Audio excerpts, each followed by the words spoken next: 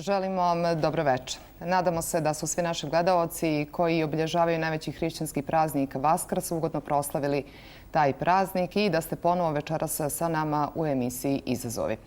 U Bijeljini je večeras promovisan film Stradanje Srba u Hrvatskoj pričan prvi put, u kojoj Srbi izbjegli iz Hrvatske u BiH govore o onome što su doživjeli u Hrvatskoj tokom proteklog rata i o pravima koja danas ne mogu ostvariti u Hrvatskoj. Tim povodom naši večerašnji gosti su sa moje lijeve strane baka Pantelija Zec, zatočenika logora Kerestinec. Dobro večer i dobrodošli. Dobro večer. Hvala vam, bako, što ste večeras ovdje sa nama. Božana Vrljanović, izbjeglica iz Hrvatske. Dobro večer, dobrodošli. Dobro večer. Nikola Puzigać, predsjednik Udruženja radnika i invalida rada izbjeglih iz Hrvatske sa državljanstvom Republike Srpske i BiH. Dobro večer i dobrodošli. Dobro večer i bolje vas našli. Vi ste li tako idejni tvorac ovoga filma koji je večeras promovisan, pa ćemo malo o tome pričati u nastavku emisije. Sa moje desne strane Miodrag Linta, predsjednik koalicije Udruženja izbjeglica iz Hrvatske u Srbiji. Dobro večer i dobrodošli. Dobro večer, hvala na pozivu. Hvala i vama što ste iz Beograda večeras došli. I gospodin Dušan Bastašić, predsjednik Udruženja Jadovno 1941. Dobro večer, dobrodošli. Dobro večer, hvala na pozivu i Hristos Vaskrse. Vaistinu Vaskrse i hvala i vama što ste odazvali našem pozivu. Pratite emisiju Izazov i razgovaramo o pravima Srba izbjeglih iz Hrvatske. Kao što smo na početku ove emisije najavila, u Bijeljini je večeras promovisan film Stradanje Srba u Hrvatskoj, pričan prvi put. Pa evo, prije nego što započnemo razgovor sa našim gostima, pogledat ćemo ukratko 10 minuta tog filma. Slijedi.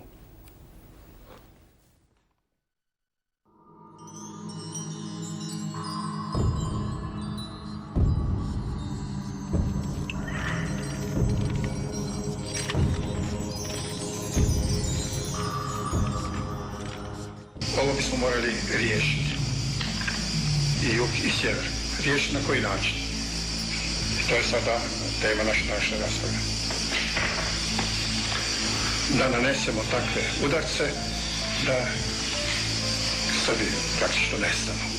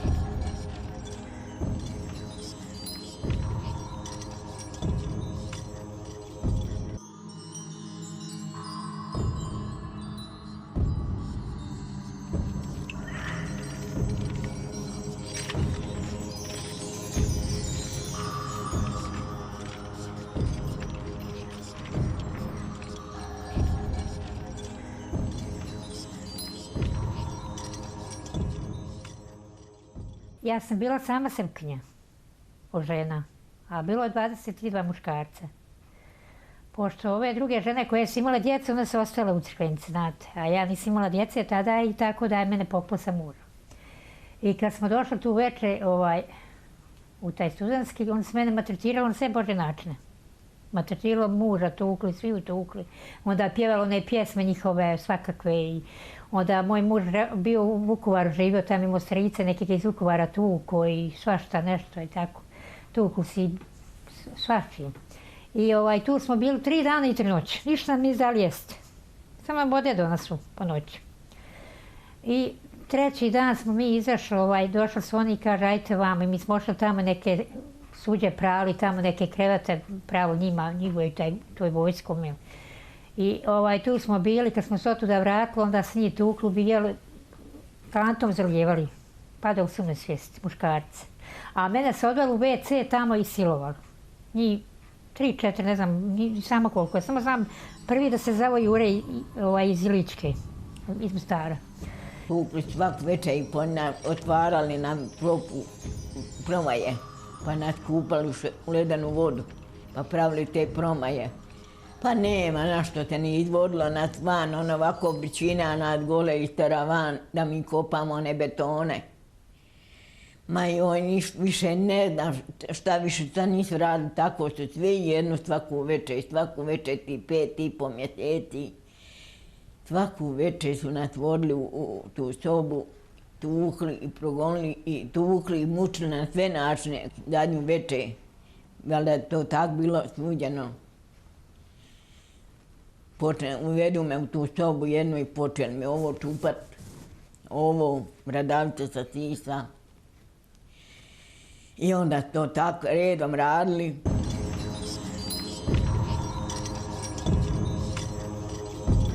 Kad je prošlo 9 dana, a iću presutra, 10. dan, vidim ja izlaze ljudi, poboljali se. Leže, niko ništa ne priča. I ne smiju u WC ići. Ja ovdje, ne ovdje. I kad tamo u WC ulaziš, a on iz ovako za ćoška, pa kad udari ovšakom pa ovdje.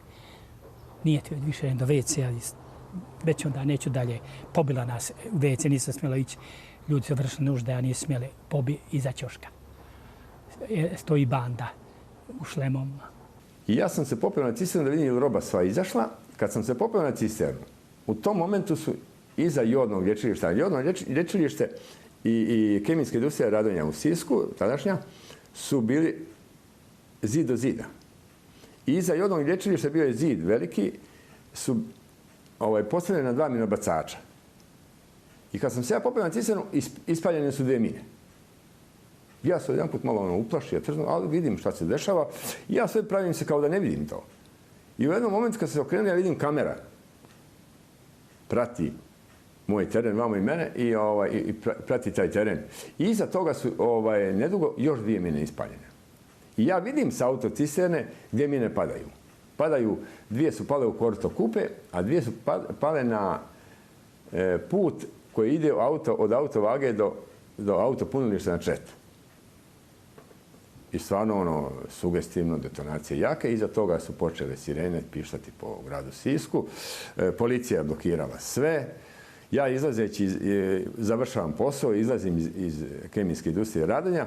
Policajac me dočekuje i na parkiralištu me parkira i kaže do daljnjega ostaješ tu. Ok, dobro, ja sam ispoštovao. Ja kažem šta se dešava, šta je bilo? Kaže, četnici granatiraju, kaže, rafineriju. E sad, meni je bilo odmah sve jasno i vidio sam. I ja vjerujem da je to meni stavilo problem i ja sam jednostavno ušao u kadar, vidio sam tu šta se dešavalo i to prvi put danas pričam. U originalu. Ja jednostavno više nisam bio miran.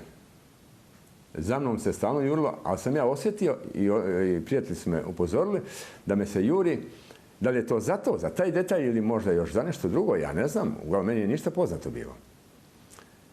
I ja sam odlučio da odem iz Siska.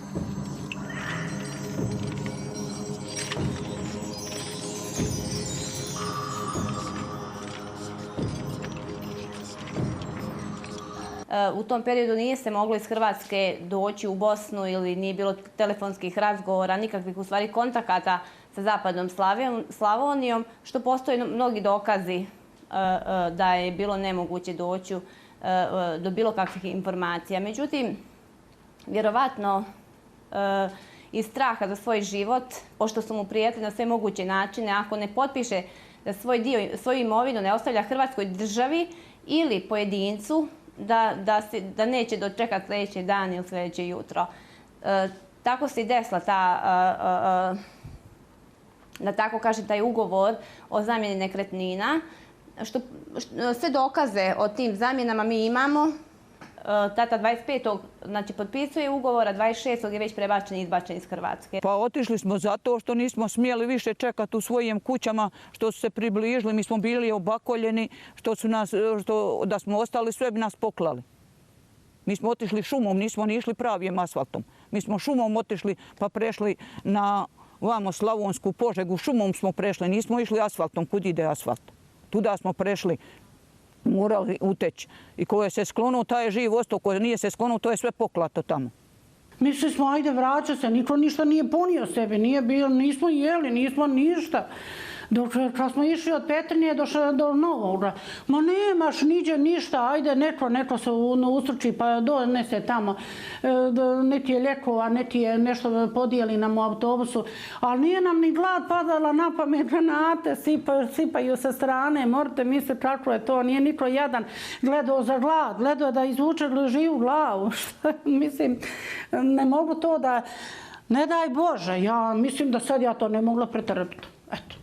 Čujte, dođeš i javiše, veli baka umrla i ostavili si je na putu.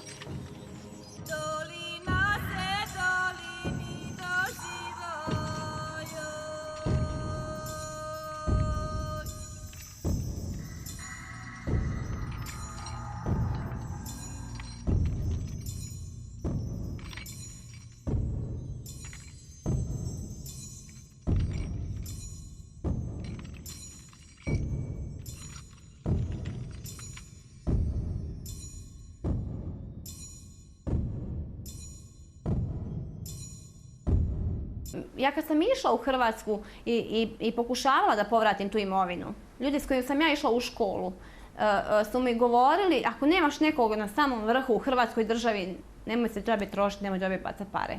To je problem koji se mora riješiti. Znamo, postoje i s druge strane granice isti problemi, to je stvar međudržavnog ugovora i ja sam siguran da će i Hrvatska i Bosna i Hercegovina imati sluha da se riješe problemi tih ljudi koji su zaista pogođeni time da njihov status nije uređen. Ja sam išao do obnovi kuće, nisi predobio, nismo obnovili. Odbili me. Posle sam tražila da vidim, kaže, stani dao, veli, prima zasuze nekome drugoma, što čujte, nego on njemu daju kuću, nebodera, ne treba niko davati moga stana. Nisu mi je pravili, nemam niđe, ni kuće, ni krova, šta ću? I ako morate da mi pomognete, da mi makar nešto, da ne više ne prebijam se po ulicama, nemam kod koga.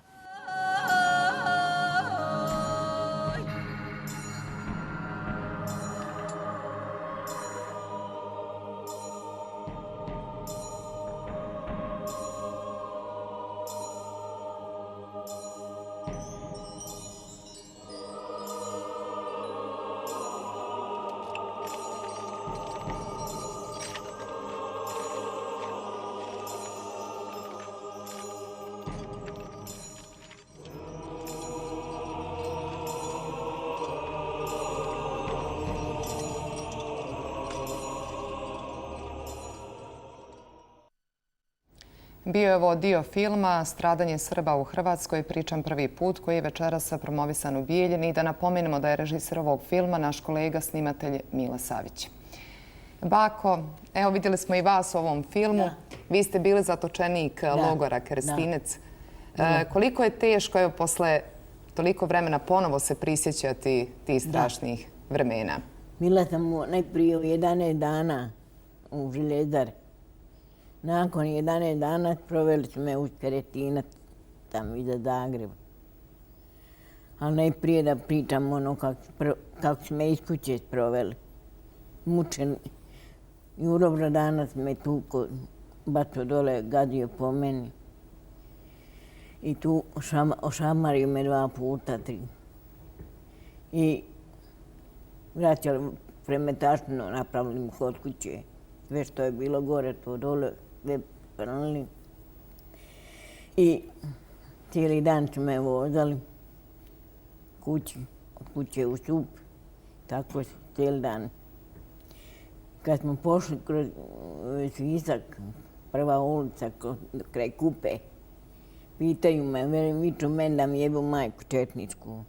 Ja četnik nisam, moj niko nije bio. Kaže, bil ti išla plivat? Ja kažem, ajte vidite, ledana voda. Ako je ledana, ne meremo ići kupat se. Ivica jedan Šupa, Siska, jako dobar čovjek. 100 puta im je rekao, nemojte ženu maltretirati. Ona ništa kriva nije. Ja je znam i sina i nju. Jako fini ljudi bili. Ona je dobra i sin njezin dobar. A njima nije vredilo reći. I tako smo cijeli dan vozali. I onda navečer, 8 sati, odvedu me u Šup. Prvu ulicu, glavnicu, tamo radila jedna ženska. Bako, nećemo ići u detalje, vidjeli smo i u filmu, pričali ste. Kako danas kad se prisjećate tih događaja, gdje sada živite? Gdje sada živite? U Trnu, u Banja Luci. Tu zamijenila sam kuću i tu sin je u Kraljevu, ja sam sama. Što mogu uraditi, uradim, što ne mogu platim i tako. To je to. Mislim, imam dobre komšije, nemam problema. Nikola mi je jako dobar, on me najviše pomogao. Ne mogu mu to nikad zaboraviti. Ne idete u Hrvatsku? Išla sam, imam bratčinu tamo. Udata za Hrvatom bila i on je umro. I sad je nekdan za Uskrs zvala. Tetka, hoćemo se ikad veli više vidjeti. Ona je mlađa od mene, to koliko. Rekao, ja dok napravim pašu, ja do tebe vidjeti, ja sam mlađa od tebe. A kako je mlađa, ona je mlađa, a ja da izvinim da frkavam. Ali teško vam se prisjećati svega ovoga što ste doživjeli u logoru? A sve mi dođe to, ne. Mislim, to sam zaborala batla za leđa, ne smijem to, jer slabi sam živaca. I onda ja to kad televizor, kad nešto ovako ne volim gledat. I tako da ja borim se sa svojim živcima, imam i bolesna sam, imam tu astmu, imam reume sam puno. Dobro. Oni su me pretukli od toga jega, oni su mi 20 godina života oduzeli. I ne znam šta da više kažem. Da nam još poživite. Želimo vam zdravlja. Božana, i vas smo vidjeli u ovom filmu, vi ste pričali o tome kako je vaš otac izgubio stanarska prava, kako je svoju imovinu zapravo potpisao u ugovoru, a sutradan je već izašao iz Hrvatske. Evo, ukratko da nam ispričate vašu priču. Moj otac je Ranko Kondić, živeo je između Okučana i Nove Gradiške, to je dio zapadne Slavonije. Bio je zarobljen 1. maja 1995. godine. Ostao je u Hrvatskoj i u zatvoru u Novoj Gradišci. Prilikom boravka u tom zatvoru, mislim, proživljavali su ljudi mnoge stvari. O tim stvarima ja nisam nadležna da pričam i govorim, ali ću reći ukratko ono što se desilo lično njemu. On je bio u zatvoru i prijetili su mu na razne načine i tražili su da svoju imovinu ostavi Hrvatskoj državi. On je bio u nedoumici da li da ostavi imovinu Hrvatskoj državi ili nekom pojedincu i prevladala je ta odluka da ostavi nekom Stjepančević Iliji koji mu je obećao da ima također neku imovinu u Bosni i Hercegovini. To je uradio iz straha za svoj život. Ako ostavi imovinu, obećali su mu da će izaći iz Hrvatskih zatvora. Tako i bilo. 25. maja je potpisao ugovor sa Stjepančević Ilijom i 26. su ga po dogovoru već izbacili iz Hrvatske. To je bio period kad se nije moglo ići u Hrvatsku, kada niko živ nije mogao kročiti iz Bosne ili Srbije na teritoriju Hrvatske. Međutim, verovatno ljudi koji su bili nadležni na strani Hrvatske države su uspjeli njega prebaciti. On je prešao pješke na mostu u Staroj Gradišci. Poslije toga je pokušao da vrati imovinu. Mi smo sudski tražili, borili se za njegovu imovinu koju je on potpisao. Međutim, hrvatski sudovi su uvijek bili na strani hrvatskih državljana i nisu tražili dokaze, laži koje su iznošene na sudovima. Jedni druge su pobijali. Bilo je tu jako puno presuda, odluka, bilo revizija. Mi smo se nadali, vjerovali da ćemo uspjeti doći do Strasburskog suda I došli smo nakon 10 godina i na kraju u Strasburu smo dobili konačnu odbijenicu da neće da tuže Hrvatsku državu pošto je Hrvatska ušla u Evropsku uniju. Znači, nešto što smo mi ganjali 10 godina, moj otac je ostao pored 4 djece, znači ostao bez kompletne te imovine. Nije lako. Ja sam bila mlada. Sad sam jedna zrela žena koja je uložila mnogo truda, vremena, tolike godine. Novac nije bitan. Nisam mogla odustati od toga samo iz razloga što je moj otac dao život faktički za to. Nedugo, kad je izgubio svoj dio imovine, imovina je bila na 2 dijela, pola je bilo na ocu, pola na mami. Za mamin dio imovine Hrvatska je dodijelila staratelja koji je također uz navodno teške muke ipak izgubio imovinu koja je pripala mojoj majci. Znači, toliko je bilo stvari koje su nerealne, toliko su narušena sva ljudska prava. Znači, mi kao pojedinci u Hrvatskoj ne možemo jednostavno definitivno ništa da učinimo, da uradimo. Jedino države na njihovim nivoima, znači iskreno rečeno, uz udruženje invalida rada iz Banja Luke koji su cijeli ovaj teret zajedno sa mnom nosili, bili od prvog dana, znači uz stvarno puno muka, rada i borbe, na kraju smo dobili ništa. Hvala vam. Gospodine Puzigaće, evo ja sam rekla u uvodnom dijelu, vi ste idejni tvorac ovoga filma, koji smo malo prije dio ovoga filma pogledali, da se ne zaboravi ono što su Srbi doživjeli u Hrvatskoj, ali ono o čemu se danas mnogo polemiše su ta prava Srba u Hrvatskoj. Koji su problemi sa kojima se vaše udruženje suočava? Mi imamo ogromne probleme. Zamislite da sad ulaskom u Evropsku uniju, Hrvatska unišla u Evropsku uniju, članica Evropske unije, lider na Balkanu, kako vole reći ovi u Evropskoj uniji, koji su malo čaravi. Ja imam običaj reći, ne vide apsolutno pravu istinu i niti žele da je vide. Da vam kažem, a Hrvatska krši u svakom pogledu i na svakom koraku prema Srbima ljudska prava dan danas. Da je to dokumentaciju, da moramo dokumentovati, tu su sve priče, tu su svi dokazi gdje možemo da kažemo. Čovjek u Benkovcu koji je imao svoju imovinu, živio tamo, dobio odbijenicu, tamo se stambeno zbrinjavanje, ima kuća koja je zapaljena, izgorala, treba da dostavi da je imao građevinsku dozvolu, da ovo, da ono. A, znate kako, rađena kuća prije rata. Imaju fotografije, srušena kuća, zapaljena kuća, sve živo. Pogledajte, evo, on ima, rećemo, da je platio tu građevinsku dozvolu. Samo to ima papir izvoda, da je to gruntovnica 1/1 na njemu, da je zemlja na njemu, da je kuća i tako dalje i tako dalje. Ali ne može da povrati svoju imovinu. Ne može da povrati, ne može da se dobije stambeno zbrinjavanje, jer traže ovdje sve nove sad dokumente, papire, to hrvatska vlast traži, hrvatska vlada.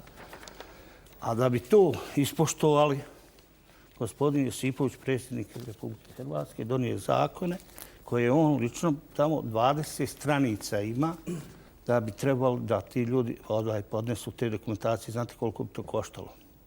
A kod nas se napravi Hrvatu zapaljena kuća, dođe ministar, kaže evo vam 70.000 maraka. Tamo ne može dobiti 70.000 kuna. Mislite u Republici Srpskoj? Srpskoj, da. Mi smo inače tako galantni da ja mogu da bacim milione maraka i da kažem, evo vam, ljudi, brate, šta hoćete? A tamo Srbi nemaju nikakva prava. Da, evo sad, imamo u 6. mjesecu. Nakon 11 godina, čini se 4 ili 5 mjeseci, sad slagaću mjesec dana, da je došla presuda da se oduzma stan, stanarsko pravo čovjeku, da dođe, rećemo, supruga, a on je umro i tako dalje, u Zadru. A ja ne znam, morat ću negdje moliti neke televizijske kamere da odu u Zadar taj dan, jer da to kažu da je to lider na Balkanu, onaj koji oduzma sad pljačka, otima. S kojim pravom? Znate li vi koliko je, rećemo, ljudi tu živjelo u tim kućama, u tim stanovima, imalo svoje lustere, imalo svoje stolove, stolice, imali svoje regale, imali kauče, imali spavaće sobe, imali klavire. Meni jedan doktor dođe više puta i plače baš iz Zadra. Nikola, ja odim kod svog stana. Dobio sam stambeno zbrinjavanje. I odim slušam tamo neki klinac svira na moj klavir, pojma nema, on udara, a moje dijete kaže nema klavira. Ja kažem, doktore, jel vi to praštate? To se ne prašta. Nešto je uzeto vaše. I kažemo, praštamo. Kako ću ja praštati onome kome je upalio šamar u Hrvatskoj? Mene to boli.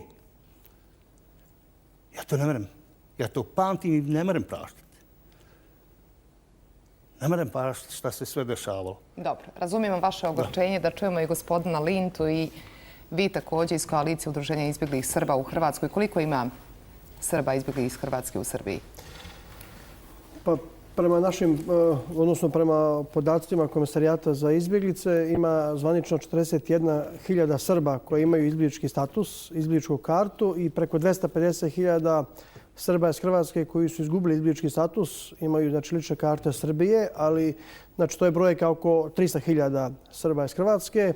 Međutim, velika većina i ovih naših zemljaka koji imaju lične karte Srbije nije ostvarila svoja osnovna ljudska prava u Hrvatskoj. Zbog čega? Pa suština je u sljedećem. U Hrvatskoj nema stvarne političke volje da se poštuju ljudska prava Srba. Osnovni problem Srba jeste diskriminacija u postupanju nadležnih državnih i lokalnih organa s jedne strane i diskriminacija u dijelu hrvatskog zakonodavstva sa druge strane. Hrvatska kupuje vrijeme nečinjenjem. U Hrvatskoj institucije nastoje da na svaki način zagorčaju život povratnicima i potencijalnim povratnicima. Najbolja ilustracija toga jeste istraživanje UNHCR-a koje je obavljeno prije 2 godine. Rezultati su bili zvanično objavljeni februara 2012. godine. Od 133.000 Srba koji su formalno bili povratnici, odnosno popunili povratnički karton, svega 38% je prema istraživanju UNHCR-a ostalo da živi u Hrvatskoj, znači oko 50.000, oko 45% se vratilo najvećim dijelom u Srbiju i Republiku Srpsku, a čak 17%, što je jako velik broj, je umrlo. Znači taj podatak UNHCR-a najbolje govori da u Hrvatskoj nema uslova za održiv ostanak i to je ključni problem. Mi smatramo da bez aktivne uloge Vlade Republike Srbije nije moguće napraviti suštinski iskorak u rješavanju naših problema. Ljudi su pokušali na razne načine da se izbore svoja prava, nisu uspjeli.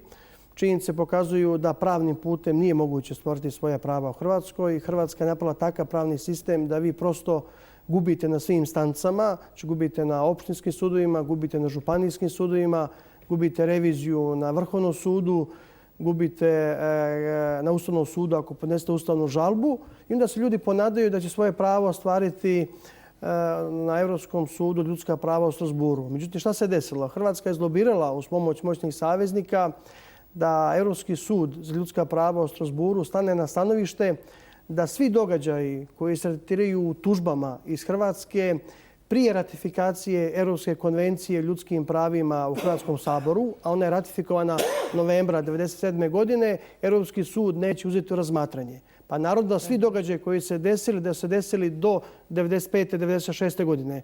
Dakle, sudskim pravnim putem nije moguće da protjerani Srbi, a i veliki dio Srba povratnika ostvare svoja osnovna imovinska, stečena, statusna i brojna druga prava i po našem mišljenju ostaje jedino politički put borbe, a to znači da se uspostavi stalni dijalog između Vlade Republike Srbije i Vlade Republike Hrvatske i da u tome stalnom dijalogu se sva ta pitanja i problemu izvuku ispod tepiha, iz ladica fioka, da se stave na sto i da se o njima počne konačno razgovarati na jedan ozbiljan način. Pričat ćemo o tome i u nastavku emisije. Gospodine Pastašić, Evo, gledali smo i dio ovog filma i govorimo o tome da se ne zaborave stradanja Srba u Hrvatskoj. Vi ste predsjednik udruženja Jadovno 1941. Srbi nisu znali za Jadovno negdje do početka 90. godina, je li tako? Koliko je zapravo ta istina o stradanju Srba zanemarena? Znaju kako. Ja bi se vratio malo na film. Može, izvolite. Zato i rekao bi da moj najjači utisak posle ovih sekvenci koje smo vidjeli nije vezan za ova narušena imovinska i ljudska stečena prava, jer je to nekako stvar državnog projekta, dijela državnog projekta 1991. godine koji se odnosio na lopovluk. Dakle, planirano otuđenje imovine Srba iz Hrvatskog. To je bio samo jedan dio projekta. Na mene najjači utisak su izazvala svjedočenja ovih žrtava i to posebno o karakteru zločina kojem su bili izloženi, koji je nad njima počinjen. I onda me to podsjetilo da ta monstruoznost, svirepost, nečovječnost, sadizam kome su ti ljudi bili izvrgnuti je vrlo sličan onim nekim zapisima koje smo u prilici pročitati za, recimo, mačvu iz početka Prvog svjetskog rata, kada je ovdje u blizini ona vražja divizija u kojoj Josip Broz bio jedan od vojnika učestvovala, da u izjavama izbjeglica iz Hrvatske koje je radila Nedićeva komisija u 1941. 2. 3. godine, isto tako možete tako nešto pročitati. Prema tome, očito je da se neke stvari ponavljaju, očito da postoji neki kontinuitet. Ono što mi je isto palo na pamet kad sam gledao ovaj film, da ja dal na sreću, ali ne samo zbog sreće, nisam ovako završio. Kao što ste, nažalost, vi završili. Moja oba djeda i stric su bili zatočenici logora u Zagrebu, na Velesajmu, Danici kod Koprivnice, prvi logor u NDH i na kraju u Gospićkoj grupi logora. Moj otac je bio zatočenik kao 11-godišnji dječak u Jasenovačkom logoru. Na osnovu tog porodičnog iskustva, dakle tog prenesenog iskustva, ne onog koji smo učili u knjigama, jer evo moja generacija to nije imala prilike učiti iz istorije, jeste. Meni je u proljeće 1991. godine prilično bilo jasno da se slaže nekakav mozaik koji bi mogao, vrlo sličan onome o kome sam slušao od svojih baka, od svojih roditelja, i da proradio neki instinkt da je ugrožena sigurnost porodice. I ja sam već za 1. maj 1991. godine svoju djecu odvezao kod bake i dede u Bosnu. Pokupio sve svoje stvari. Dakle, nisam završio ovako. Samo zahvaljujući tom porodičnom iskustvu. Dakle, mada su me mnogi tad, nisam jedini, Bogu hvala, mnogi uvjeravali kako sam se ja uplašio, kako će se to smiriti i tako dalje. Mnogi smo slušali te priče. Ja nekako nisam povjerovao u to. Upravo s ovim sam vam htio dočarati koliko je za mene važno to porodično predanje i to saznanja dobijeno od svojih preživelih članova porodice. To je jedan od razloga zašto sam smatrao svojim dugom, ne samo ja, nego mnogi moji saradnici i pripadnici, članovi sve većeg broja udruženja potomaka i poštovalaca koja se osnivaju u Srbiji i u Republici Srpskoj, zašto smo smatrali svojom dužnošću i svojom odgovornim odnosom prema našim precima, ali i prema našoj, još ako hoćete, nerođenim unucima i djeci, otvoreno reći ću u funkciji prevencije genocida, da ne da otmemo od zaborava ovo naše stradanje, jer, nažalost, vi da bi nešto zaboravili, vi to morate znati. Većinu ovoga s čime se mi bavimo i što radimo, objelodanjujemo, to se nije znalo. Dakle, radimo na tome da objelodanimo tu istinu, nastojimo animirati institucije, jer je to postao, inače bi trebao svugdje drugdje države, da prihvate tu našu inicijativu, da institucionalizuju ove naše aktivnosti, da ih prepoznaju kao suštinski, kao životno, kao nacionalno, veoma važne. Nažalost, svjedoci smo da se to još uvijek ne dešava i da je sve spalo na entuzijazam. Evo, kao i u slučaju gospodina Puzigaće, entuzijazam pojedinaca, a da razumijevanja i značajnije podrške institucija još uvijek nema. Ali zašto onda, evo malo prije gospodin Linta rekao, kako onda možemo da govorimo, odnosno da slušamo o tim dobrosusjedskim odnosima Hrvatske i Srbije, Hrvatske i Bosne i Hercegovine, to bar slušamo na političkom nivou. Pa dobrosusjedske odnose svakako treba pospješivati, treba gajiti, tako dalje. Međutim, mi sve češće slušamo i o prijateljskim odnosima, razvoju prijateljskih odnosa. Tu mi nešto nije jasno. Dakle, ovo dobrosusjedski i prijateljsko, to mi sad liči na ono prije, ono nešto kao bratstvo i jedinstvo. Dakle, dobrosusjedski da, ali za prijateljske odnose, sad ne govorim o odnosima na pojedinačnom nivou, za prijateljske odnose među narodima, među državama, osnova je odnos povjerenja i poštovanja. Ako vidimo na koji način se hrvatsko društvo, ako hoćete institucije Hrvatske, odnose prema našoj stradalničkoj istoriji u Hrvatskoj, prema našoj kulturnoj baštini u Hrvatskoj, prema našim velikanima, istorijskim ličnostima u Hrvatskoj, prema našim grobljima, prema našim stratištima, prema našoj potrebi da recimo se bavimo kulturom sjećanja, da posjećujemo naše groblja, da obnavljamo spomeničku baštinu, da uspijemo izvršiti povrat imovine koja nam je ovako brutalno oteta, onda ne možemo govoriti o nikakvom poštovanju. Ako pogledamo samo 70 godina unazad, kakvo iskustvo imamo sa tom susjednom zemljom, onda o povjerenju nema ni govora. Prema tome, ja razumijem potrebu, političari to rade na drugi način, oni to gledaju drugim očima. Da, ali zato obični građani...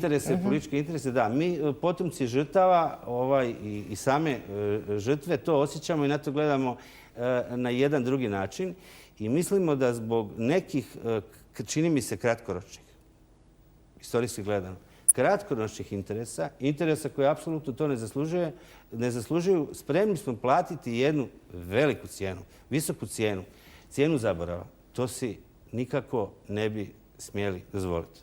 Dobro. Gospodine Puzgać. Ovako, ja bih pozdravio prvo naše pravnike Darka Marjanovića, Miru Popadić, Dragana, tako ima i mnogo, koji žive u Republici Srpskoj, koji nam vrše pravnu pomoć, koji pomažu bez pare dinara, tako rekući. Drugo je što plaćamo advokate u Hrvatskoj, tužbe i tako dalje. Borimo se, radimo. Oni su neumorni. Ti ljudi, kako su prestao MPD, ali kako je međunarodna zajednica ošla s ovih prostora, jer su ovo izlobirali kao divi ambasada, da on to više ne radi, da ne tužuju Hrvatsku, šta se to radi i tako dalje. Ti ljudi ne radi, faktički neki radi negdje u nekoj firmama, ali radi popodne, nalazimo se, pravimo tužbe, idemo dalje i tako dalje. Mi sad imamo još veći pritisak za stambenog zbrinjavanja i svaki dan imamo, evo možete da vidite, svaki dan po 10-ak ljudi gdje su dobili odbijenicu stambenog zbrinjavanja u Hrvatskoj, gdje su dobili ovo, gdje su, recimo, kao državljani Bosne i Hercegovine, Republike Srpske dobili, razumijete, da ne mogu više boraviti u Hrvatskoj ili im izišla osobna lična karta stranca i tako dalje, nisu dobili produženje jer su prelazili granicu i tako dalje. Dešava se da oduzmaju lične karte. Mi kažemo prema mjestu boravišta i slažemo se to tako. Zašto tako ne uradi prema Hrvatima koji, recimo, imaju i domovnice i ovamo žive u Bosni i Hercegovini, tamo nisu oduzeli nikome osobne lične karte. Mi imamo par stanova gdje je sad zapečećen u Osijeku, imamo u Zagrebu. Imamo u Zagrebu gdje ne mogu više ljudi da posjeduju, razumiješ, jer su državljani Bosne i Hercegovine, nisu dobili domovnicu i tako dalje. Mi imamo ogromne poteškoće, a imamo u vladi Republike Srpske dosta pravnika koji sjedi, džabalebaroše i tako dalje. Znači, ne radi nikada ni jednu tužbu, nisu napisali, nisu pomogli ovim ljudima. U Bosni i Hercegovini imamo ljude koji sjede iz Republike Srpske gore kao kila soli, apsolutno neki nešto urade, zahvaljujući Slavici Vučić i tako ovima pojedinima. gdje stvarno žele da se uradi nešto. Formirana državna komisija. Da, znamo da je na nivou BiH bila Da, na nivou BiH. Apsolutno niko je pozvao, nije te članove da sjedimo, da se dogovorimo, gdje sam ja neki član od toga. Znači, bacanje prašine. Bacanje prašine, gubimo sva prava, gubimo bitku, gubimo zato što država neće da stane iza nas. Rekao je gospodin Josipović, mi smo bili kod gospodina Josipovića. Bila je Božana, bili smo svi zajedno iz udruženja. On je sastavio sva udruženja kod sebe iz Hrvatske i nas pozvao na našu inicijativu, gdje smo ukazali, gdje nas je ohrabrilo neke stvari, rećemo iz Domovinskog rata Hrvatske, oni su rekli jednaka je bol ako čovjek izgubi na gradilištu ruku ili nogu ili tako dalje, kada njega jednako boli ili ja što sam izgubio u ratu. I čovjek mi je izuzetno dobro ohrabrio na tome mjestu da sam ja mogao da govorim. I gdje sam ja rekao, kaže, onda Udruženje radnika Hrvatske invalida su rekli da su oni svoje članove zaštite. Kažem, nije istina, ja sam izvodio kartu, bila je Božana, gdje sam invalid prije rata i rekao, evo, niste, ja sam dolazio kod vas, dobio sam otkaz, bio sam popljuvan u firmi i tako dalje i tako dalje. Dolazio sam svako 15 dana, pozovu me pa ovo, pa ono, pa sam išao preko Mađarske da bi došao na vrijeme i tako dalje. Bilo je tu jako povuc potegni. Da kažem, evo, Hrvatska krši osnovna prava. Moje knjižice od Privredne banke Zagreb, koje sam bio, znači, radio sam svagdje po svijetu, u Alžiru, u Njemačkoj, nema gdje nisam bio.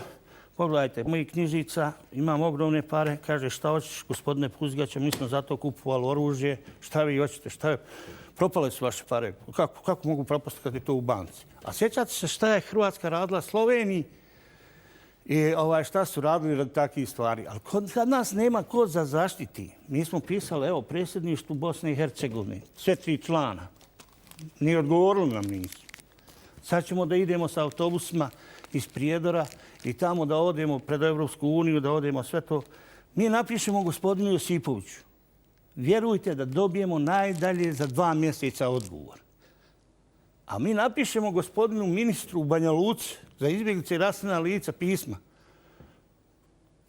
Vjerujte da 2 mandata prođe da ne dobijemo odgovor. Nemaju ljudi vremena. Imaju previše posla. Drugih obaveza. Gospodina Linta, evo čuli smo i gospodina Puzgać, koliko su institucije u Srbiji spremne da pomognu Srbima izbjeglim iz Hrvatske? Evo malo prije, ako smo pominjali i ovo, gospodin Bastašić je pomenuo tu visoku cijenu, ako je Hrvatska ušla u Evropsku uniju, ako je Srbija na tom putu ulaska u Evropsku uniju, BiH pitanje, gdje smo tu? Gdje su institucije i govorimo o tim dobrosusjedskim odnosima u kontekstu ovoga kad sve pominjemo, ako se i dalje hapse Srbi po hrvatskim potjernicama, ako je vidjeli smo da zahtijevaju ovu kulturnu baštinu Srpske pravoslavne crkve i Srba iz Hrvatske. Znači u tom kontekstu koliko su institucije Srbije spremne da zaštite Srbe? Pa moje mišljenje je da u prethodnom periodu, posebno do 2012. godine, u Srbiji se vodila politika lažnog pomirenja preko 100.000 protjeranih Srba. Bilo nekoliko sjajnih prilika kada su bivše vlade Srbije mogle da pokrenu ova naša pitanja i da to podignu na nivo međudržavnih odnosa između zvaničnog Zagreba i Beograda. Nažalost, to nisu učinile. Mi smo se uvijek zalagali da Srbija treba da vodi jednu politiku čistih računa, znači da svi problemi budu na stolu, da se o njima otvoreno razgovara i da se pronalaze pravična i trajna rješenja tih problema. Nažalost, to se nije desilo. Evo, pomenut ću nekoliko prilika. Jedna od njih jeste Bečki sporazum o sukcesiji. Međudržavni sporazum koji su potpisali države nasljednice bivše Jugoslavije. Stupio je na snagu juna 2004. godine. On ima 7 aneksa. O 5 aneksa se razgovara. Međutim, aneks 7 ili aneks G koji se zove privatna svojina i stečena prava je tabu tema. O njemu se razgovara, a on je suštinski važan za nas jer se o njemu veoma jasno kaže da svim građanima i pravnim licima moraju biti zaštićena i vraćena prava koje su imali na dan 31.12.1990. godine, a svi ugovori sklopljeni za vreme rata pod pritiscima i pretnjama će biti proglašeni ništavnim. Postoji jedno tijelo, stalni mješoviti komitet koji treba da sprovodi taj Bečki sporazum o sukcesiji. Njega čini po jedan visoki predstavnik svake vlade države nasljednice. 2009. godine održana je treća sednica stalnog mješovitog komiteta u Beogradu gdje je bio prisutan i tadašnji srpski premijer Cvetković.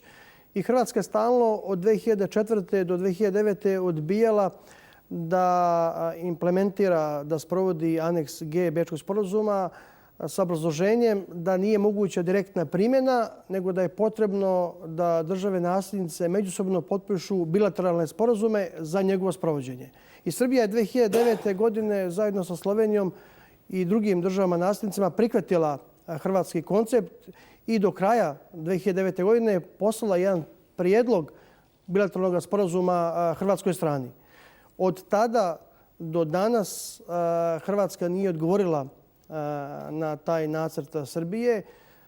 Vlada Srbije je doduše poslala 4 urgencije, međutim na to se hrvatska strana nije obazirala. I onda kad bi naši ljudi došli pred hrvatske sudove i pozivali se na Bečki sporazum o sukcesiji, na aneks G, odgovor hrvatskih sudova je bio da nema bilateralnog sporazuma između Srbije i Hrvatske za njegovo sprovođenje. Onda su mi tražili od bivšeg predsjednika Tadića, od bivše vlade Cvetkovića da to pitanje potencira u međunarodnim organizacijama. Da kaže, evo pogledajte, mi želimo stalni dijalog, mi smo poslali Hrvatskoj ovaj nacrt, ona odgovara 2010. 11. 12.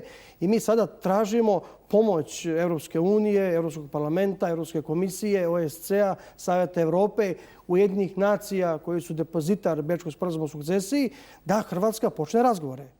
Nažalost, naša strana je stalno odbijala da to pitanje internacionalizuje, pogotovo kada je Hrvatska otvorila pregovore o poglavlju 23 pravosuđe i ljudska prava juna 2010. godine, kada su mi pokrenuli peticiju izbjeglih i prognanih Srba iz Hrvatske, naveli 12 ključnih problema, skupili preko 70.000 potpisa podrške i tražili podršku tadašnje vlade za našu peticiju. Nažalost, to se nije desilo. Godinu dana kasnije, juna 2011. godine, Hrvatska zatvara pregovore o poglavlju 23. Moram da kažem da i tadašnja vlada i tadašnji predsjednik Srbije, Tadić i vlada Cvetkovića, s jedne strane, a i čelni ljudi Srba u Hrvatskoj s druge strane, su podržali hrvatski stav da treba da Hrvatska zatvori pregovore, jer je u najvećoj mjeri ispunila europske standarde u oblasti ljudskih prava i pravosuđa. Sa zatvaranjem tih pregovora 30. juna 2011. godine nama se značajno smanjio manevarski prostor za borbu za ostvarenje naših prava. Imali smo također januara 2005. godine potpisanu Sarajevsku deklaraciju između tada državne zajednice Srbije i Crne Gore, Hrvatske i Bosne i Hercegovine. I to upravo u vreme kada je Hrvatska trebala da otvori pregovore sa Europskom unijom i rečeno je tada jasno januara 2005. godine u Sarajevu da će do kraja 2006. za 2 godine problemi u najvećoj mjeri biti riješeni, posebno pitanje oduzetih stanarskih prava protjeranih Srba iz Hrvatske, pitanje zaostalih isplaćenih penzija. Došla je 2007. godina, ništa se nije desilo. Hoću da kažem da vlada Srbije, tadašnja vlada Srbije nisu inzistirale na poštovanju ovih međudržavnih sporazuma, bilateralnih sporazuma i jednostavno Hrvatska je kupovala vrijeme. Odgovor je obično bio izvolite, borite se pravnim putem, a to mi je borba Davida i Golijata. Znači, kao što sam rekao, nemoguće je pravnim putem ostvariti svoja prava u Hrvatskoj. Imali smo čak i slučajeve gdje su pojedini advokati gurili ljude da idu u sudske postupke. Na primjer, dajemo uvijek često primjer, vi imate samo na području hrvatskih gradova gdje nije bilo ratnih dejstava preko 10.000 srušenih srpskih kuća i lokala u klasičnim terorističkim akcijama. Hrvatska 1996. godine ukida član 180 zakona o obaveznim odnosima i time pravnim putem onemogućuje da naši ljudi dobiju naknadu štete. Ljudi pokušavaju sudskim putem, gube sudske sporove, bore se 10-12 godina kroz hrvatsko pravosuđe, dolaze u Strasbourg. Strasbourg, kao što sam rekao, se proglašava nadležnim i mi dolazimo sada u 2014. godinu gdje faktički suštinski problemi nisu riješeni. Ponavljam, ostaje znači jedino aktivna uloga Vlade Republike Srbije i naravno, po mišljenju, aktivna uloga Vlade Republike Srpske. Znači da se principijelno traži taj dijalog, da problemi budu na stolu i da se njima razgovara. Neprihvatljivo je više da Hrvatska hapsi protjerane Srbe kao glinene golubove. Od 2000. godine kada je Zagrebački biro Interpola podigao prvu optužnicu o potjernicu protiv Srba, do danas je uhapšeno 127 Srba po potjernicama. Sjetimo se slučaja Purde, kada je čitava Hrvatska ustala u odbranu Purde, kada je naša bivša ministarka pravde Snežana Malović trčala u Zagreb da se riješi problem Purde. Umjesto da hrvatski ministar pravde dolazi u Beograd da rješava problem Purde, naša ministarka je trčala u Zagreb. Znači, tražimo iste standarde, tražimo ko je činio zločine treba da odgovara, ali je neprihvatljivo da 19 godina posle... i na aktivnu ulogu da institucija u BiH, odnosno Republike Srpskoj i u Srbiji. Apsolutno. Bez toga jednostavno nije moguće da se protjerani Srbi kao pojedinci izbore za svoje prava. Gospodine Bastašiću, evo kad sve ovo slušamo, koliko zapravo Srbi su spremni da se izbore, da sačuvaju od zaborava svu tu istinu o svom stradanju? Evo, juče sam pročitala jedan podatak da je od rata pa do danas čak 30.000 Srba u Hrvatskoj pokršteno. Pa ovo što je rekao gospodin Linta... Kad sve slušamo ovu priču, izvolite. Posebno gospodin Linta, dakle, očito je da je velika krivnja i na našoj strani zbog našeg nečinjenja. I postoji tu još nešto što je ovako malo i zabrinjavajuće. Mi smo olako spremni da zaboravljamo. Spremni smo da se odričemo. Ne samo materijalnih dobara, nego i sjećanja. Nama kao da je neko naturio, ugurao, implantirao, ne znam kako da kažem, osjećaj krivnje. I sad mi smo, to se osjeća. Mislite, ono, Srbi su agresori, zločinci. Da, kao da smo počeli sami vjerovati u to. Dakle, sami sebe guramo u neku poziciju manjeg, slabijeg, krivca, nekih loših momaka, spram naših komšija koji su kao pobjednici, kao jaki, kao... To u stvari nije tačno. Nešto moramo mijenjati u tom odnosu. Moramo graditi svijest o našem postojanju na ovim, vjekovnom postojanju na ovim područjima od Hrvatske. Mi od juče tamo. O našoj istoriji na tim područjima, o našoj, i ako hoćete, i stradalničkoj istoriji i graditi samopouzdanje. Koliko Srbi znaju o Jadovnu? Pa znaju, ne samo Jadovnu, znaju o mnogim našim stratištima vrlo malo, zato što smo mi, kao što smo 1918. iz pozicije pobjednika prema poraženoj strani imali jedan prosto teško shvatljiv odnos iz današnje pozicije. Racionalno i objašnjamo, kao što smo godine. Potpuno neshvatljiv odnos. Ako hoćete od kraja 1943. godine, tako smo i prihvatili da nakon rata prihvatili smo ćutnju, prihvatili smo zaborav. Komisija za istraživanje ratnih zločina koja je počela da radi, mislim, 1944. godine, radila je svega 4 godine. U nekim zemljama je radila 20 godina. Prestala sa radom. Šta se pokazalo? Pa pokazalo se da su pripadnici jednog naroda u većini bili zločinci. Da su pripadnici drugih naroda, srpskog, jevrejskog, romskog, bili žrtve. I to nikako nije moglo biti u korist gradnji bratstva i jedinstva i onda se odlučilo da se o tome ćuti. Dakle, vi niste mogli o Jadovnu, o Garavicama, o Prebilovcima, o ovdje stratištu Miloševićevu na Drini, o stradanju u Grubišnom polju, Mehinom stanju, Drakuliću, Šargovcu, Motikama, stradanju u Livanskom polju, Glamočkom polju, vi to niste mogli čuti.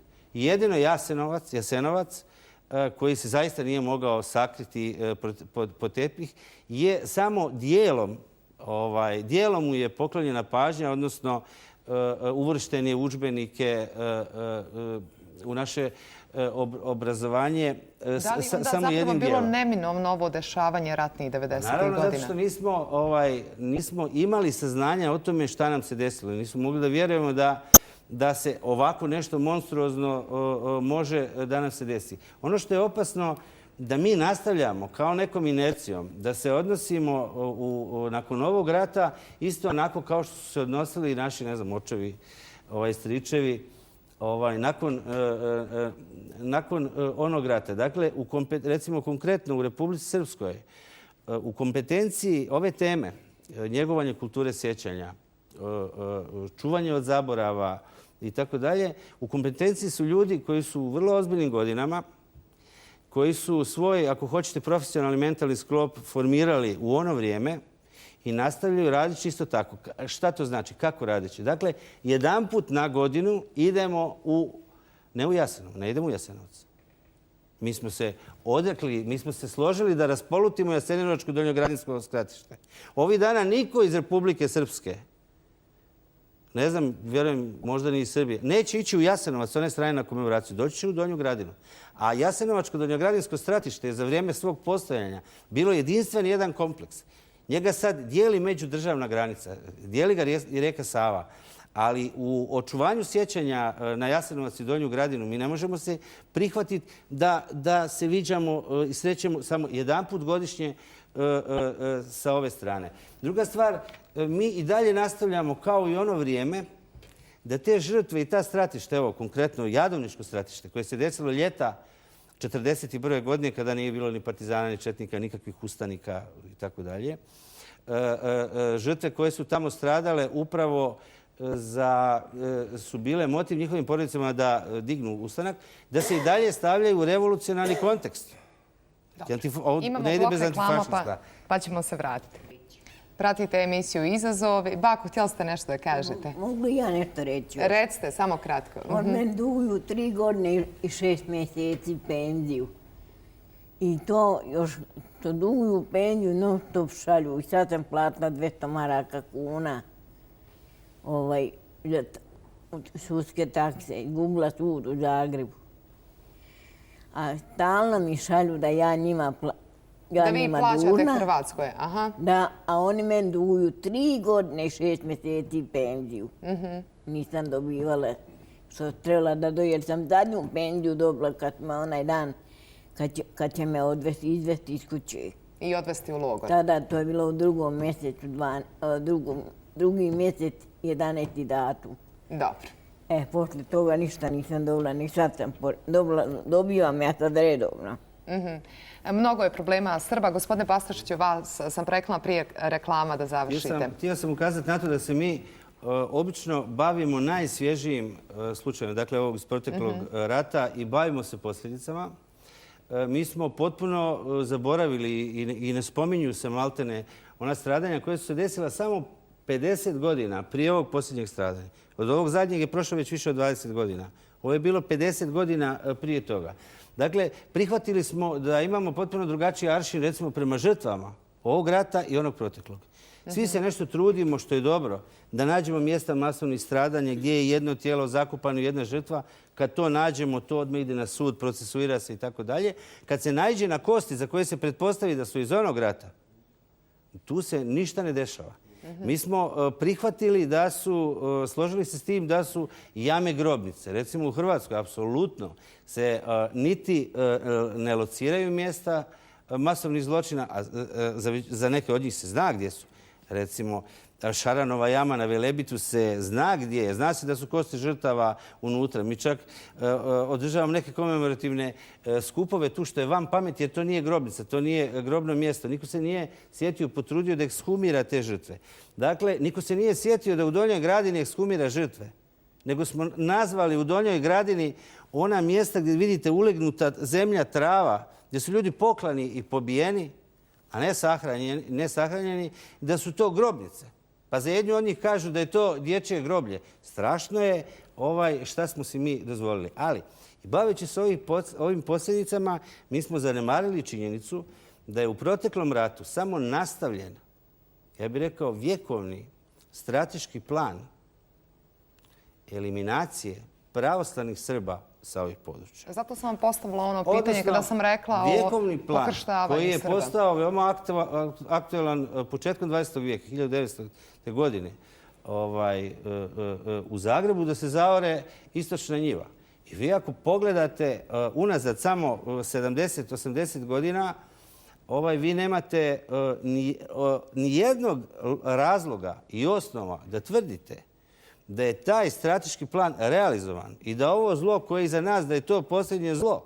Ja mislim upravo suprotno. Ako pogledate hrvatske medije, elektronske ili pročitate, kad vidite sa kojim odnosom, kako se odnose, a mjere svaku riječ, prema Republici Srpskoj, sa kojim, da ne kažem, posprednim odnosom, jednim uvredljivim odnosom govore o takozvanoj, o genocidnoj i tako dalje, onda bi ja rekao da za Hrvatsku državu, za katoličku crkvu u Hrvata, ovaj posao i ovaj projekat apsolutno nije riješen i završen. I toga bi trebali više biti svjesni ljudi u našim političkim elitama. Nažalost, oni jako malo pažnje i jako malo podrške daju organizacijama koje se bave ovim temama. Nama, evo, konkretno u udruženju Jadovno samo jednom godišnje, jer to je navika iz onog sistema, jednom godišnje se pojavimo negdje, komemoracija, kakav parastas i tako dalje, to ne postoji. A mi želimo da se s tim bavimo kontinuirano iz dana u dan. Apsurdna je situacija da Muzej žrtava genocida u Beogradu, najviše naša ustanova u srpskom narodu, ima svega nekoliko par stotina kvadrata, imalo 4-5 ljudi, je li tako? I za istraživanje na terenu ima budžet isti kao i za hemiju i toaletni papir. Zaista je tako. Dobro. Da u Republici Srpskoj nam je ugašen istorijski institut. To je apsurd. Prije 2 godine. Da u Akademiji nauka Republike Srpske imamo praznu prostoriju koja je namijenjena tome. Dakle, mi apsolutno nemamo instituciju, osim ovih nekoliko vaninstitucionalnih nevladih organizacije koji se bave očuvanjem sjećanja i rade na dokumentovanju zločina koji su se ne tako davno dogodili. Gospodine Linta, tamo u Hrvatskoj imamo Srpsko nacionalno vijeće. Koliko to vijeće doprinosi poboljšanju položaja Srba u Hrvatskoj? Srpsko narodno vijeće je jedna od nekoliko organizacija Srba koje djeluju u Hrvatskoj. Pored toga imamo Srpski demokratski forum, imamo Srpsko privredno društvo Privrednik, imamo Srpsko kulturno društvo Prosvjeta, imamo SDF, rekao sam, imamo zajedničko vijeće opština sa sjedištem u Vukovaru. Pa ja sam već rekao u prethodnom dijelu emisije da smatram da Srpsko narodno vijeće i čelni ljudi Srba u Hrvatskoj, tu imamo vodeću srpsku stranku, to je Samostalna demokratska srpska stranka, su imali nekoliko velikih prilika da principijelno postave ova pitanja. Posljednja velika je, kažem, bila kada je Hrvatska vodila pregovore o Poglavlju 23, kada su reflektori svih europskih institucija, posebno Evropske unije, bili upereno na Hrvatsku, kada smo imali nekoliko država članica Europske unije koji su bili skeptični prema Hrvatskoj i smatrali da Hrvatska ne može za svega godinu dana, znači 2011. da zatvori te pregovore jer postoji masovno kršenje ljudskih prava Srba. Nažalost, u početku 2011. godine jedna delegacija koja je bila gospođa Pusić, gospodin Pupovac je putovala u Berlin, u Brisel i uvjeravala svoje sagovornike da Hrvatska ipak ispunjava uslove iz Poglavlja 23 pravosuđe i ljudska prava i da Hrvatska zaslužuje da zatvori te pregovore juna te iste godine, 2011. godine. Mislimo da je to bila jedna velika greška. Ponavljam, sličnu stvar je uradila i tadašnja vlada Srbije Mirka Cvetkovića, tadašnji predsjednik Srbije Boris Tadić. Evo daću samo jedan primjer. Hrvatska se doduše obavezala da će nakon zatvaranja pregovora o Poglavlju 23 rješavati određene stvari koje nije riješila. Dajem samo jedan primjer. Imamo 14 slučajeva, 14 srpskih porodica gdje su privremeni korisnici. Kada su Srbi bili protjerani poslije Bljeske oluje, Hrvatska država je dala te srpske kuće Hrvatima, obično iz Bosne i Hercegovine. I kada su 2001. 2. 3. oni bili prisiljeni da se isele iz tih kuća, oni su masovno tužili Srbe da im vrati sredstva koje su oni tobože uložili u obnovu tih kuća. Imamo čuveni slučaj Petra Kunića. To je došlo dotle da je izgubio sve sudske sporove u Hrvatskoj i na kraju je opštinski sud u Karlovcu za 12. maj, za manje od mjesec dana, zakazao prodaju kompletne njegove imovine.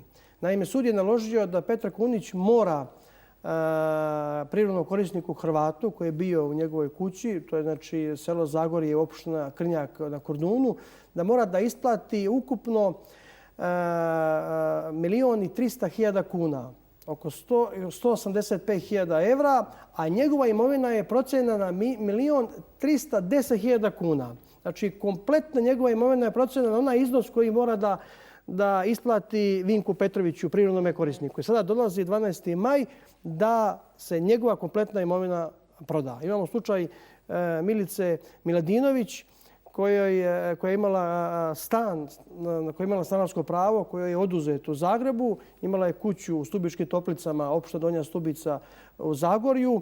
42.000 evra sud je presudio da ona mora da isplati prirodnome korisniku. On je uložio tobože određena sredstva u njenu kuću. Veći dio kuće je njene porušio, manji dio je sačuvao i nadogradio.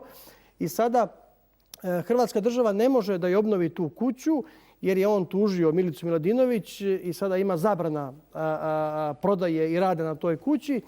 I sada Hrvatska nudi zamjenu da dobije Milica stan u Zagrebu za tu kuću, ali to se odugovlači već 2 godine. A Hrvatska je slučaj Kunić, slučaj Miladinović i još 12 takvih slučajeva obećala da će završiti do zatvaranja pregovora o Poglavlju 23 juna 2011. a najkasnije do ulaska Hrvatske u Europsku uniju 1. jula prošle godine. Nijedan od tih slučajeva nije riješen. Hoću evo na kraju da kažem ono šta je suština čitave priče. Mi sada imamo 6 međudržavnih komisija između Srbije i Hrvatske. Za nestala lica, za ratne zločine, za penzije, za nacionalne manjine, za povratak kulturnih dobara i za granice. Tražimo da se te komisije, od kojih većina nije radila svoj posao, zašto je osnovana, da se aktivira, da se uspostavi stalni dijalog između Srbije i Hrvatske, da se osnuje jedna međudržavna komisija za aneks G, za kompletnu imovinu, da se obnovi rad bivše Jugoslavensko-Hrvatske komisije za naknadu štete, koja je osnovana na osnovu sporazuma o normalizaciji odnosa između Srbije i Jugoslavije i Hrvatske 1996. godine, da tih 8 komisija dobiju mandat da u određenom vremenskom roku ponude rješenja tih problema. Suština je dakle da vlada Republika Srbije to pokrene. Također je veoma važno da Republika Srpska, odnosno Bosna i Hercegovina, također pokrene stalni dijalog sa zvaničnim Zagrebom i da se kaže neprihvatljivo je da svi ti problemi koje nismo ni pomenuli do kraja, da se konačno stave na sto i da se odrede rokovi u kojima se moraju dati pravična i trajna rješenja svih tih problema. Mi smo također zatražili da se konačno sazove i posebna sjednica Skupštine Srbije posvećena oduzetim imovinskim, stečenim i drugim pravima proteranih Srba, ne samo iz Hrvatske, nego iz Federacije BiH. Da podsjetim javnost, u Srbiji živi oko 200.000 proteranih Srba iz Federacije BiH, od kojih značajan broj nije također ostvario svoja prava u tom dijelu Bosne i Hercegovine. Dakle, ideja stalnog dijaloga, aktivna uloga Beograda i Banja Luke otvara određene mogućnosti da se značajan dio tih problema konačno riješi u razumnom vremenskom roku. Da li je moguće, gospodine Puze, hvala vam, da li je moguće riješiti ove sve probleme dijaloga? Evo, čuli smo i gospodina Lindu. Ja sam vidio da sad kroz ovo sve što smo radili ovoliko godina, da smo, tako rekli što me Božana Poslića kaže, uzaludno radili, ali mislim da nismo, mislim da jesmo i tako dalje. Da vam kažem, mi smo prije 2 godine, čini mi se, imali neke ambasadore iz OSCE-a, iz svih zemalja i tako dalje. Došli su da vide našu dokumentaciju, da vide stvarno šta radimo, kako se to, šta se dešava, sve. Imali smo neke dobre ljude pa su dobro namjerno tu došli kod nas i vidjeli su da se borimo. Mislim da je Hrvatska izlobirala da se ti ljudi odmah smijenu. Te ambasadori, te sve, i da dobiju u Beču, u Austriji po nosu. Neki su odmah došli kod nas u kancelariju, rekli ovo nije sad zvanično, mi smo smijenjeni, puzi ga će nek ti Bog na pomoć. Kad su vidjeli svu dokumentaciju, kad se to sve dešavalo, išli smo znači od kuće do kuće, bili smo kod Božane, bili smo kod sviju i tako dalje. Što je bila moja inicijativa, što smo to dugo radili i tražili. Mi smo pisali svim predsjednicima država, pisali smo u Evropskoj uniji, pisali smo, znači, papi, pisali, nema gdje nismo. Hoćete li istrajati u toj borbi? Mi tražimo da mi ćemo probati da istrajemo, ali ne znam, odlazimo u velikom broju. Gdje? Pa na onaj svijet. Odlazimo kod Tite u pozemni bataljon. To je jako teško. Vi da znate, evo ja sad ovaj put moram da pozdravim Danka, Hljeb života u Prijedoru. On rani, recimo, jedan veliki broj Srba iz Hrvatske izbjegli u Starom Voćnjaku, u Prijedoru i tako dalje. Mislim da vlada jako malo čini, i Bosne i Hercegovine i to sve. Mislim da vi odete da vidite gdje ti ljudi žive. Mi imamo, evo skoro, ja sam tražio od ministra da on ide sa mnom, da ode da vidi. Samo smo otišli u Prijedor, nismo otišli u ove druge opštine i tako dalje. Tu imamo oni poslo saborskog zastupnika Mariju Lapu, što se zahvaljujem. Ona ošla sa mnom, uslikala smo, bili smo zajedno, odnijeli smo pakete hrane. Ja sam odnio ispred udruženja i tako dalje. Kratko. Mislim da je to jako žalosno da vi vidite gdje naši ljudi žive. Koja je to bijeda. A ne znam šta da vam kažem, kako se to sve i šta će se desiti. A vlast nema vremena. A vlasti nema vremena, nemaju pomoći. Kažem vam da naši pravnici, vjerujte vi meni, radi danonoćno, faktički sad u zadnje vrijeme. Šta se dobija od Bjenice, šta se od ovih naših ljudi radi. Apsolutno. Vlada neće da nas pozove na neki razgovor, da sastavi ministarstvo za izbjeglice, da sastavi ministarstvo pravde, da sastavi ministarstvo vanjskih poslova, ministarstvo za kulturu, za sve, tu je važno zdravstvo i tako dalje. Jer vi vjerujete da naš čovjek ne mere dobiti zdravstvenog od 60 godina bude na birovu preko 60, a do 65 ne mere dobiti zdravstvenog kartona, tu nam Vuleta, zahvaljujem se mu isto ove prilike pomaže i tako dalje. Mi radimo, tako reći, na crno. Samo kratko. Evo, samo sam na teo samom smo kraju, na kraju emisije, na putu u Bijeljinu, na gostovanje vašu emisiju, javio mi se profesor Miodrag Gaćeša koji je upravo došao sa svojim tastom iz Pakraca. Evo, daću samo jedan primjer.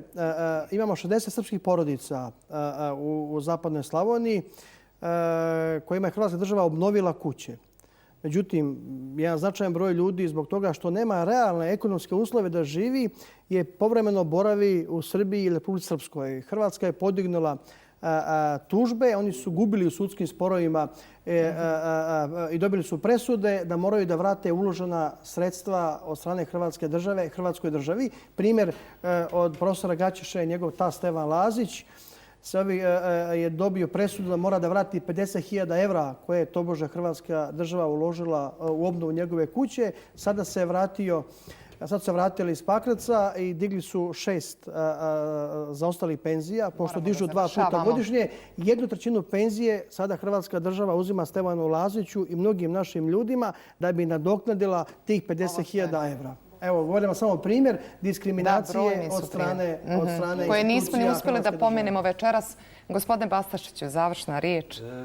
Htio sam reći da smo zaboravili prepoznati da smo maltene ovaj dio srpskog naroda koji je ostao u Hrvatskoj, koji se vratili, prepustili takozvanoj, kako zove institucije Srbije i Srpske krovne organizacije Srpskog narodnog vijeća, potpuno svjesni da je predsjednik te organizacije, dakle, hrvatski parlamentarac, čak predsjednik spoljno-političkog odbora Hrvatskog sabora, čovjek koji, dakle, provodi hrvatsku državnu politiku i projekat integracije Srba u hrvatsko društvo. To rezultira upravo ovim što čitamo ovih dana, da se, ja bih rekao, galopirajućim tempom završava proces katolizacije i kroatizacije od narođivanja i prevjeravanja ono malo srpskog naroda koje je ostalo tamo. I onda se postavlja pitanje u kojem mjeri je naš nacionalni interes da ljude pozivamo i stimulišemo da se vraćaju tamo. Dakle, ne mislim da se ikome to treba zabraniti ili mogući, ali da ih stimulišemo, da se vraćaju tamo kad smo potpuno svjesni, ako nastavimo sa ovakvim odnosom, najkasnije u drugoj, trećoj generaciji, to više neće biti pravoslavni Srbi, nego će biti rimokatolici i Hrvati. To je pitanje koje trebamo... Da Srba više neće biti u Hrvatskoj. Trebamo postaviti, da. I ovim ljudima koji se nalazi u ovako mučnoj i teškoj situaciji, država Srbija ili Republika Srpska treba da da komad Srbije, komad Srpske i da mu omogući da tu na srpskoj zemlji, gdje on niš je došao svojom voljom, gdje je došao spašavajući goli život, da ako hoće, nastavi svoj život i nastavi podizanje svoje porodice i da tu vidi svoju budućnost. Dobro. Evo, gospodin Puzgać je još nešto htio. Ja samo da bih rekao da gospodin Gačiša nek dođe kod nas u udruženje, mi ćemo odmah napisati predsjedniku Josipoviću. Imali smo takvih slučajeva i predsjedniku Stipi Mesiću dok je bio i mislim da smo rješavali da to nije obistinilo se, a mi ćemo pomoći. Naši će pravnici odmah napraviti to. Mislim i da će to, znamo ljude i Peri Đodan, njegovoj sestri, je trebalo isto da stan plati neke 80.000 kuna. Mislim da smo to riješili. Za te probleme ima jedna gledateljka iz Banja Luke. Jedno pitanje, također stambeno. I njegov zet, gospodin Gaćeša, su sve učinili sudskim pravnim putem, izgubili su sve sudske sporove i dobili su presudu da moraju da trećinom penzije vraćaju ta uložena sredstva Hrvatskoj državi. Ali to je sad jedna kompleksna tema. Drugo sudi drugo. Dobro, ima i jedno pitanje gledateljke iz Banja Luke, također riječ o stambenom zbrinjavanju problema, ali evo, pošto nemam vremena, ja ću reći da se obrati vama u udruženju, je li tako? Pa ćete vidjeti, jer uglavnom je problematika o kojoj smo večeras razgovarali, nažalost, ja mislim da sam ja trebao iznijeti njeni problem, ali nisam. Ja nju pozdravljam, znam sada. Ja bih samo htio iskoristiti priliku da vama, vašoj kući, vašem menadžmentu i radnicima u znak zahvali, ne samo zato, poklonimo ovo dvotorno dijelo, kapitalno dijelo Jadovno doktora Đure Zatezala. U posjeti piše za nauk i za sjećanje na Jadovno 1941. Hvala vam još jednom što ste nam dali priliku da govorimo. Hvala i vama i nadam se da će Srbi da čuvaju od zaborava sve ovo o čemu ste vi večeras govorili. Da ne bude da samo kroz ove emisije ističemo i napominjemo na sva stradanja Srba, ne samo u Hrvatskoj i o problema, naravno, i nadamo se da će mnogi ljudi uspjeti koliko toliko da riješe svoje probleme. Mi nudimo film, razumjeti Ben televiziji da prikaže gledalcima svojim tako. Hvala vam. Vama, poštovani gledalci, hvala na pažnji. Mi se vidimo ponovo za 7 dana sa novom temom. Želim vam sve najbolje. Doviđenja.